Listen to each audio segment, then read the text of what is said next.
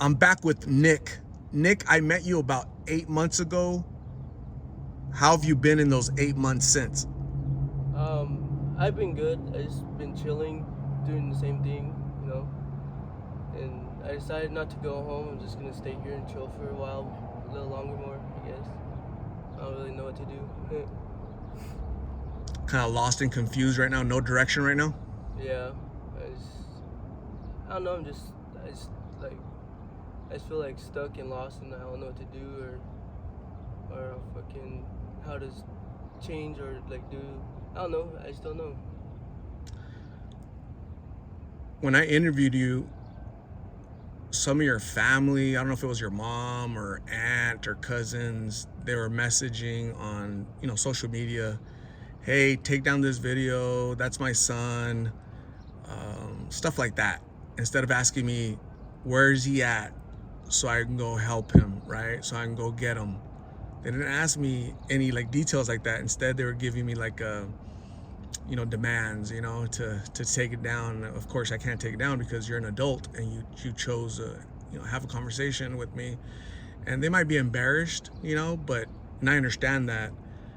But let's try to get you some help instead of looking for a bad guy, me or whatever. There are no bad guys. It's nobody's fault. It's not your mom's fault, not your fault, not my fault. Addiction. This is what addiction looks like.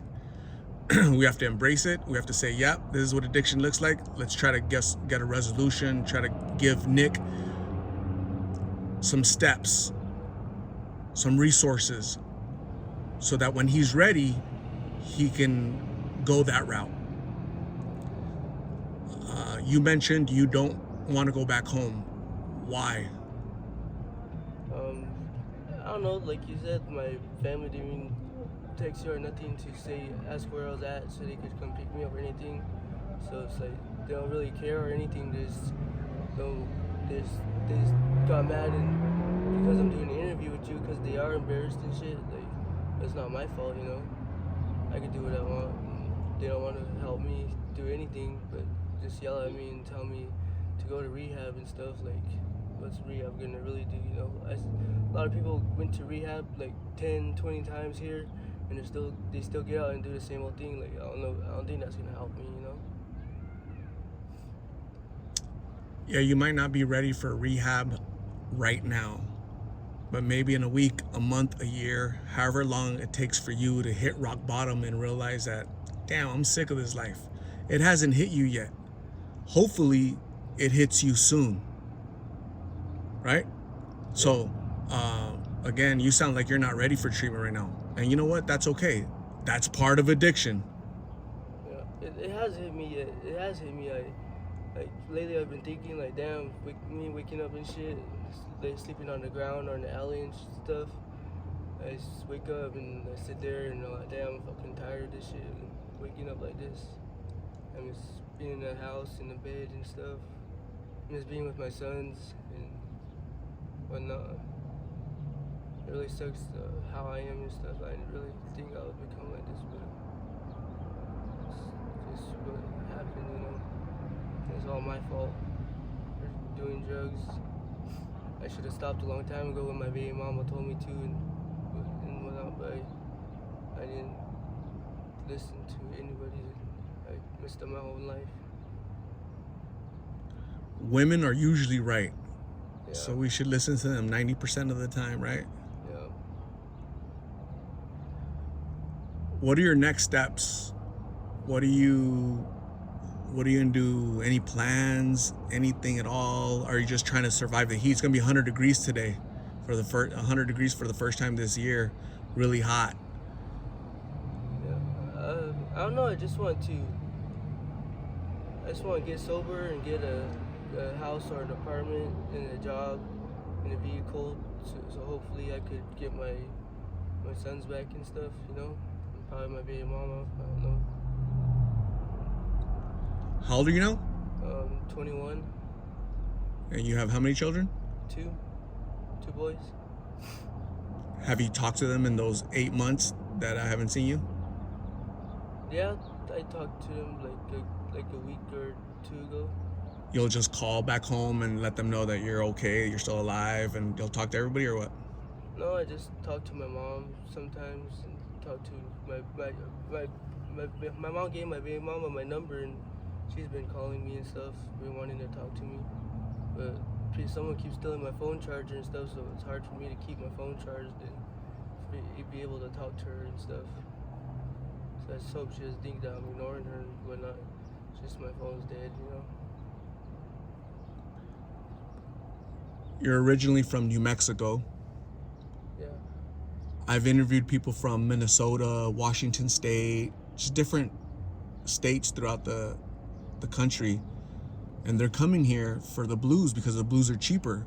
They're like, I'm in Michigan, a pill costs $20. I should just go move to Phoenix. They're $1 over there, $2. Yeah. Is that does that happen a lot? Because I've interviewed in Albuquerque, and they tell me that because New Mexico is so close to Arizona, right? It's a bordering state. Yeah. And so, what am I doing in New Mexico? Pills are more expensive here. I might as well just go to Phoenix. Yeah. Pills are cheaper here, but they're not good as they are in New Mexico. Like the pills here are whack. Like, I like the pills better in New Mexico. But yeah, the drugs here in Phoenix are really cheap and stuff. Like for like $2-3 for methamphetamine, that you get a big old rock and stuff. In other states, like for a gram, it's probably like $60 or 20 or 10. You know, I don't really know. It's different prices everywhere. But everyone I met here in Phoenix, they said that this is the state that has the cheapest drugs, where you get a lot of drugs for a little amount of money and stuff. Yeah. That's very true, unfortunately.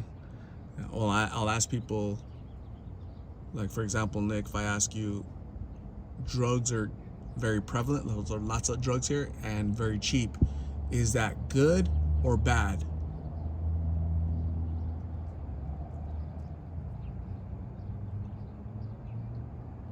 I don't know. It's what it is, you know. I can't really say if it's good or bad because I do drugs. I can't speak on that. But for drug users, yeah, it's good, I guess, you know, because we can come here and get drugs for cheap and get a lot of amount. But at the same time, it's not good for us because like we're just fucking ourselves up and stuff. And it's crazy what drugs do to a lot of people. Like our bodies, we can't heal normal and stuff. And like if we get a cut or a scratch or something, it takes a long time to heal. And people be getting kinkles from smoking blues. They don't want to go to the hospital when they have a bad infection or anything like that. Some people, they don't wash and stuff like that. It's messed up. But at the same time, it's kind of hard because the cops and people make it hard for us to get water to wash ourselves and stuff or stay and whatnot. But lately, the cops been hitting everywhere hard, in the alleys and everywhere, arresting people for trespassing. I mean, pretty soon we're just all gonna get locked up and thrown in jail, so there will be no more homeless people. That's where everybody is, in jail. You have to look at it from the standpoint of, so your two kids, your mom, they live in a house. Would you want this next to them in their alley, right? So that's these pills are chemicals. They're toxic. You wouldn't want that smoke anywhere near your children. No. You just wouldn't. You know, that's the truth. You wouldn't, because you know how deadly that could be for your children. Yeah. So that's society. That's business owners. They're taking care of their livelihood, their children, right? Yeah. While you guys are going through your addiction. Sometimes when you're battling addiction, you don't see different perspectives, because in addiction, the only thing that matters in this world is you, right? Addicts become very selfish. Nobody else matters. I've interviewed pregnant women. That little baby in the belly, doesn't matter. I need to smoke. It doesn't matter if I have a baby in the belly. I need to smoke. the selfishness of addiction. You become a different person when you're an addict. So you have to look at it, you know, from that perspective. I think people want to, it's not that people are trying to persecute you, shun you, but they're trying to protect their children, their family from not being exposed to the chemicals and the drugs, the foil and the straws. And Yeah. I wouldn't want that. I wouldn't want that around in my house, my family. You know, it's dangerous, potentially, right? Yeah. So you got to look at it from that standpoint. I'm gonna give you my card again, like I did the first time, so you can call me if you need to write a treatment or somebody to talk to. Okay? Please stay safe. It was really nice seeing you. I recognize you right away. You know, and although it sucks that you're still out here, I'm happy that you're still alive, because there's people that I interviewed 8 months ago. They're not alive today. They're gone. Dang. So I want you to see 22, 23, see your children grow up, try to be in their lives. They need a father, right? Yeah. So, Nick, please take care of yourself. God bless. We'll talk soon, okay? All right. I'll see you later.